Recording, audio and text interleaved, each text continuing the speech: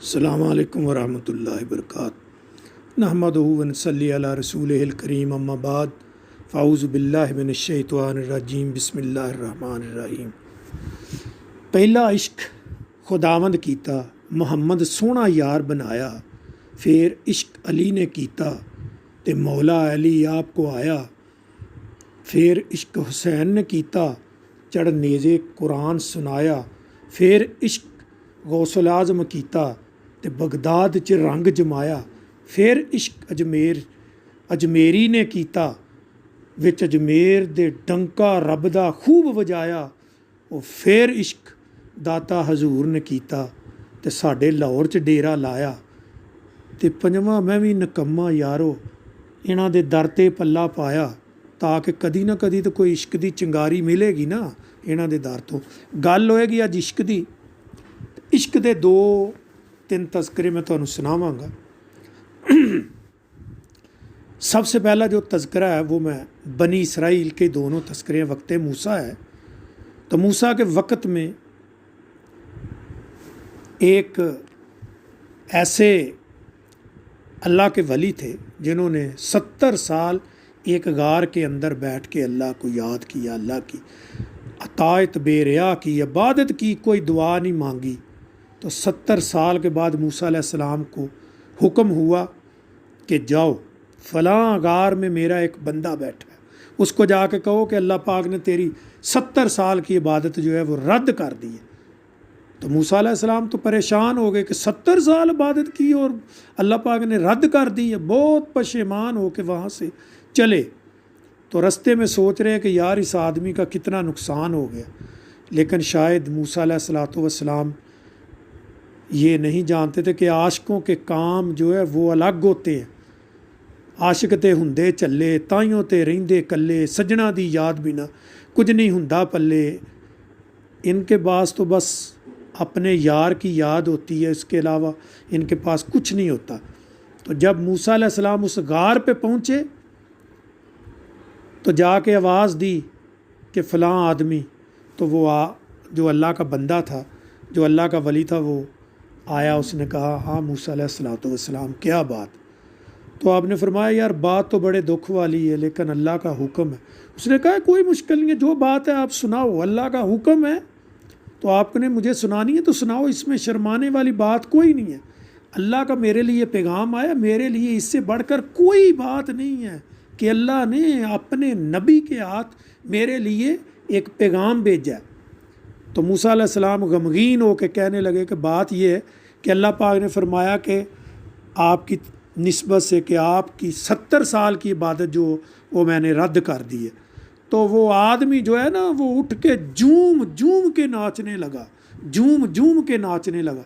तो मूसा अलैहिस्सलाम परेशान हो गए, कहने लगे अल्लाह के बंदे मैं तो ये सोच रहा था कि जब आपसे मैं ये ख़बर शेयर करूँगा, आपको बताऊँगा कि आपकी इबादत अल्लाह पाक ने 70 साल की रद्द कर रही, तो आप तो रोएंगे, चिल्लाएंगे, चीखेंगे।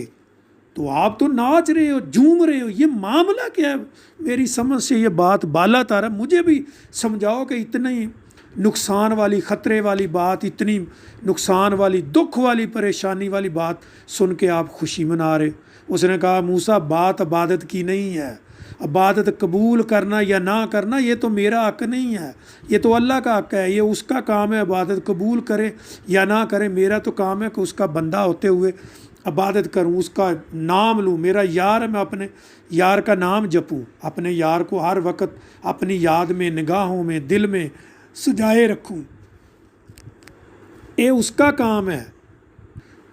आशिक तो कहते हैं कि वो बैठे रहें तसव्वुरे जाना किए हुए।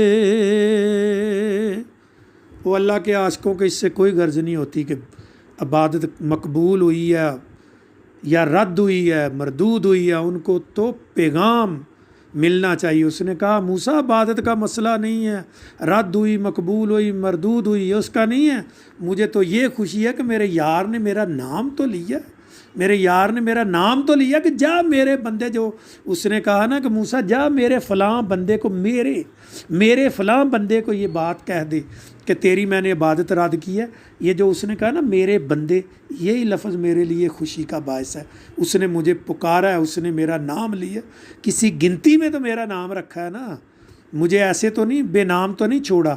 یہ تو ایک قصہ ہے. اس کے بعد ایک قصہ ہے اس ولی کا جس نے 400-500 سال عبادت کی ہوئی تھی، تو اس کی عبادت بھی کیسے رد ہوئی؟ 2-3 دعاؤں میں اس کی عبادت رد ہو گئی. واقعہ ایسے ہے کہ موسیٰ علیہ السلام کے ساتھ جو خادم گیا تھا، جو سورۃ کاف میں تذکرہ آتا ہے، وہ خادم کون تھا؟ وہ یوشع بن نون تھے.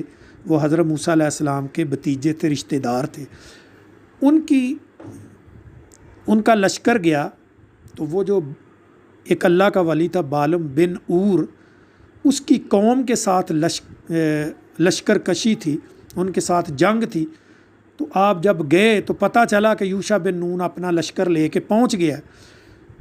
تو اس قوم نے جا کے اپنے اس ولی سے کہا کہ اللہ کے ولی تو دعا کر کے یہ یوشع بن نون کو شکست ہو جائے اور ہماری قوم کو فتح ہو جائے. تو اس نے کہا اللہ کے بندو، وہ یوشع بن نون نبی ہے اور میں ولی ہوں، نبی کے خلاف دعا کروں؟ اللہ کا قہر مجھ پہ نازل ہوگا، عذاب ہوگا مجھ پہ. یہ کیا بات کر رہے ہو آپ؟ ایسی بات نہ کرو، میں نہیں کروں گا. تو انہوں نے بہت جتن کیے، بہت کچھ کیا، ادھر ادھر کی باتیں سنائی، کرتے کرتے کرتے بہت ٹائم لگ گیا. لیکن انہوں نے اس کو مجبور کر دیا کہ اس نے بد دعا کرنی تھی کہ یہ یوشع بن نون کو شکست ہو اور میری قوم کو فتح ہو. تو لیکن اللہ پاک نے جب انہوں نے دعا کی تو اللہ پاک نے وہ لفظ نہیں نکلنے دیے زبان سے الفاظ نکلے کہ یوشع بن نون کو فتح ہو اور میری قوم کو شکست ہو. اسی بات پہ جب اس نے یہ بات کہہ دی تو کہتے ہیں کہ اس کی زبان لٹک گئی، باہر نکل کے زبان اس کی باہر نکل آئی. تو اس نے کہا میں تمہیں کہا تھا کہ نبی کے خلاف دعا نہ مجھ سے کرواؤ، یہ بہت بڑا مسئلہ ہوگا، یہ بہت بری بات ہوگی میرے لیے، یہ بہت خطرے کی بات ہوئی. دیکھو کیا ہوا. تو پھر اللہ پاک نے فرمایا کہ بالم بن نور، تو 3 دعائیں جس وقت چاہے جب چاہے تو 3 دعائیں منوا سکتا. میں 3 تیری دعائیں جو ہے قبول کروں گا، جو مرضی مانگ لو، جب مانگ لو، جو مانگ لو، اس میں کوئی قید نہیں ہے.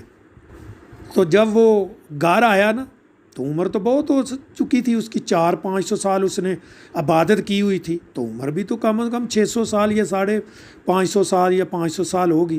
تو اس کی بیوی کی بھی اتنی عمر تھی، بہت بوڑھی ہو چکی تھی، وہ بھی بہت بوڑھا ہو چکا تھا. تو جب گھر پہنچا نا تو بیوی کو کیسے خبر مل گئی کہ اس کی 3 دعائیں جو ہے نا وہ قبول ہونی ہیں، یہ جو بھی کرے گا وہ دعائیں قبول ہوں گی. تو اس نے کیا کیا، آ کے اس سے بڑا پیار محبت سے میٹھی میٹھی باتیں کی. تو کہنے لگی کہ دیکھو میں تو بوڑھی ہو گئی ہوں، آپ کی خدمت بھی نہیں کر سکتی. آپ ایسے کرو کہ دعا کرو میں جوان ہو جاؤں تاکہ آپ کی بڑھ چڑھ کے خدمت کروں، آپ کو خوش کروں، آپ خوش ہو میں آپ کو دباؤں، آپ کی خدمت کروں، یہ کروں وہ کروں، فلان جو باتیں ہوتی کرو. تو وہ ایسے کرو. تو اس نے دعا کر دی کہ یا رب العالمین میری بیوی کو نوجوان کر دے. تو جب وہ 18-20 سال کی یا 22-24 سال کی بنی تو وہ تو اس وقت بہت حسین و جمیل تھی، خوبصورت تھی. تو جب وہ خوبصورت بنی تو اس نے دیکھا کہ آدمی تو میرا 500 سال کا، یہ تو بالکل بوڑھا ہے، میں اس کے ساتھ کیا کروں گی. تو اتنی دیر میں دروازے میں کھڑی تو سڑک سے ایک بہت خوبصورت نوجوان، کہتے ہیں کہ وقت کے بادشاہ کا بیٹا گزرا تو اس نے اس کو اشارہ کیا اور لگائی چھلانگ اور اس کے پیچھے بیٹھ گئی. تو جب اس نے دیکھا میری تو عزت چلی گئی ہے، یہ تو دوسرے کے ساتھ بیٹھ گئی. تو اس نے کہا جا تو کتیا ہو جائے، تو کتی بن جائے. تو وہ کتی بن گئی. تو جب تھوڑی دور جا کے تو وہ اس آدمی نے دیکھا کوئی یہ تو کتی بن گئی ہے، وہ تو سمجھا یہ پہلے عورت تھی اب یہ کتی بن گئی ہے، تو یہ تو چڑیل ہے، کوئی ڈائن ہے. اس نے ماری ٹانگ تو نیچے گرا دیے. جب نیچے گرا دیا تو اب سوچنے لگی اب کیا کروں، نہ میں ادھر کی نہ ادھر کی، نہ خدا ہی ملا نہ وسالے صنم، نہ ادھر کے رہے نہ ادھر کے. تو آ کے پھر کتی بنی ہوئی تھی تو آ کے پھر اپنے خامد کے قدم چومنے لگ گئی، اس کے قدم چاٹنے لگ گئی. وہ تو سمجھ گیا کہ یہ وہی ہے کیونکہ میں نے اس کو بد دعا دی ہے. تو بڑی دیر وہ یہ معاملہ چلتا رہا تو قدم چاٹتی رہی.